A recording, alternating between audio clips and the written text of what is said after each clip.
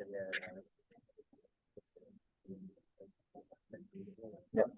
Udah ya?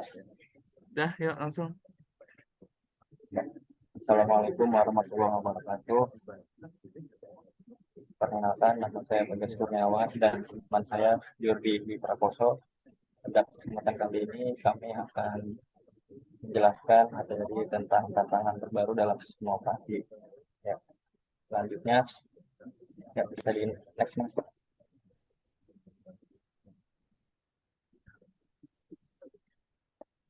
Ya, untuk topik pembahasannya di sini ada 3 ya. Yang pertama itu komputasi awan atau cloud computing, selanjutnya keamanan sumber daya berbagi atau virtualization, selanjutnya adalah sistem operasi berbasis mikrokernel. Next mas. Nah, komputasi awan atau cloud computing. Cloud computing adalah metode penyampaian berbagai layanan melalui internet. Sumber daya yang dimaksud contohnya adalah aplikasi seperti penyimpanan data, server, database, jaringan, dan perangkat lunak. Cloud computing merupakan opsi yang populer karena memiliki banyak keuntungan seperti irit biaya, meningkatkan produktivitas, kecepatan, efisiensi, performa, dan keamanan. Oleh sebab itu, tak heran banyak perusahaan atau orang-orang yang menggunakan cloud untuk menyimpan data.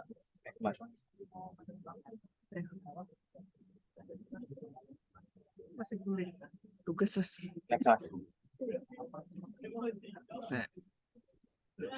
Oke. Nah, contoh pemanfaatan komputasi awan. Yang pertama adalah email, contohnya layanan Zimbra Mail. Selanjutnya adalah penyimpanan, backup, pengambilan data. Selanjutnya adalah pembuatan dan mengakses aplikasi, menganalisis data, streaming audio dan video. Next. Nah, selanjutnya adalah tipe cloud computing berdasarkan layanannya. Di sini ada 3 layanan cloud computing. Yang pertama itu SaaS, IaaS, dan PaaS. Untuk SaaS adalah melibatkan suatu lisensi aplikasi perangkat lunak kepada penggunanya. Lisensi ini biasanya diberikan melalui metode pay as you go atau on demand. Tipe seperti ini bisa ditemukan di Microsoft Office 365. Selanjutnya adalah IaaS. IaaS itu melibatkan metode untuk mengirimkan suatu file dari sistem operasi ke server dan penyimpanan melalui konektivitas berbasis IP sebagai bagian dari layanan on demand. Klien jadi tidak perlu membeli perangkat lunak atau server. Contoh populer dari tipe ini adalah Public Cloud dan Indonesian Cloud dan Microsoft Azure. Selanjutnya adalah PaaS. Disebut sebagai yang paling kompleks. PaaS hampir mirip dengan SaaS, tapi perbedaan paling besarnya adalah mengirim suatu perangkat lunak via online. PaaS sebenarnya adalah platform untuk membuat perangkat lunak yang dikirimkan melalui internet. Contoh dari PaaS seperti Salesforce.com dan Heroku. Next, mas. Nah, selanjutnya adalah cara kerja cloud computing. Cloud computing menjadikan internet sebagai pusat server dalam mengelola data. Penyimpanan secara online ini memudahkan pengguna untuk mengakses data hanya menggunakan akun dan login ke internet. Akses untuk data tersebut bisa kita dapatkan tanpa harus mengunduh aplikasi tersebut. Karena tidak perlu mengunduh aplikasi, maka penyimpanan data tersebut tidak akan memakan memori di komputer atau gawai Anda. Setelah Anda mengakses data secara online, permintaan data akan disampaikan ke server untuk diproses. Server akan memperbaharui data yang Anda minta sebelumnya sesuai dengan perintah yang Anda berikan.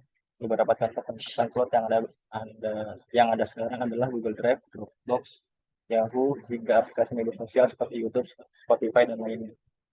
Next, mas. Selanjutnya adalah virtualisasi. Virtualisasi adalah teknologi yang dapat kita gunakan untuk membuat representasi virtual dari server, penyimpanan, jaringan, dan mesin fisik lainnya. Perangkat lunak virtual meniru fungsi angkat keras fisik untuk menjalankan beberapa mesin virtual secara bersamaan pada satu mesin fisik. Bisnis menggunakan virtualisasi untuk memanfaatkan sumber daya perangkat keras mereka secara efisien dan memberikan pengambilan yang lebih besar dari investasi mereka. Virtualisasi juga mendukung layanan komputasi cloud yang membantu organisasi mengelola infrastruktur dengan lebih efisien. Next, mas.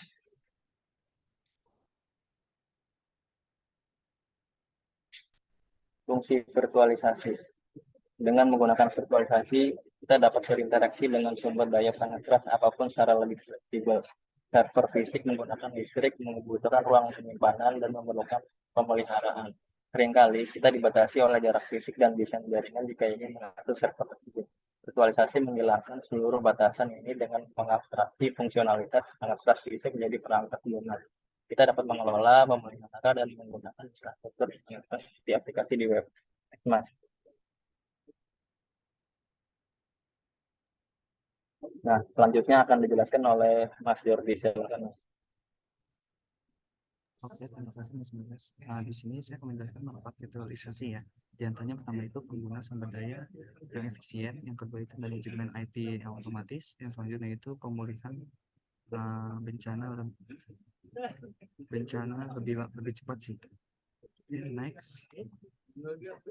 Terus selanjutnya itu tipe-tipe virtualisasi. Jadi ada beberapa sumber. Yang pertama itu virtualisasi server, terus yang kedua virtualisasi penyimpanan, yang ketiga virtualisasi jaringan, virtualisasi data, virtualisasi aplikasi. Ini kan siklusnya muter seperti itu.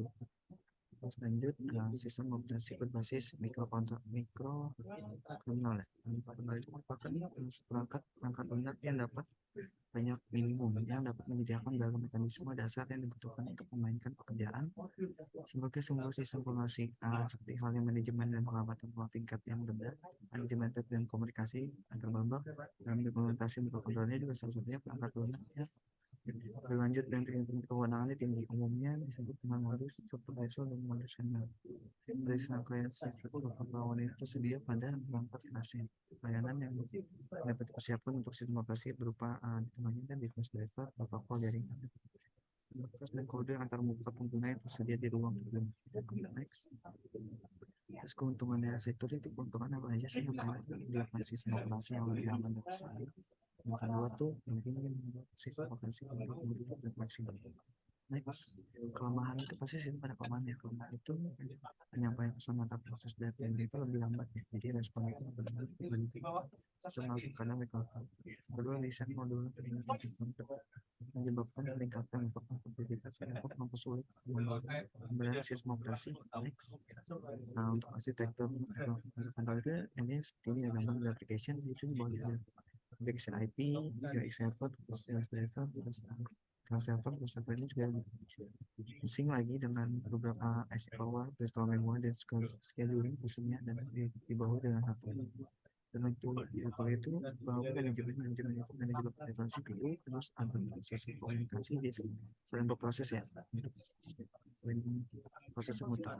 Next, kesimpulannya ada komunikasi awal adalah sebuah konsep pemahaman buat terangkat komunikasi awalnya power internet di mana atau beragam aplikasi maupun yang media penyimpanan diakses dan komunikasi bersamaan sulit diakses. Virtualisasi meningkat sumber daya digunakan misalnya daripada menjalankan satu server di satu komputer membuat kumpulan virtual dalam satu komputer menggunakan server yang kumpulan ini beberapa komputer server kontroler digunakan untuk sistem fungsi aman deteksi namun juga memiliki beberapa pengajar fleksibilitas.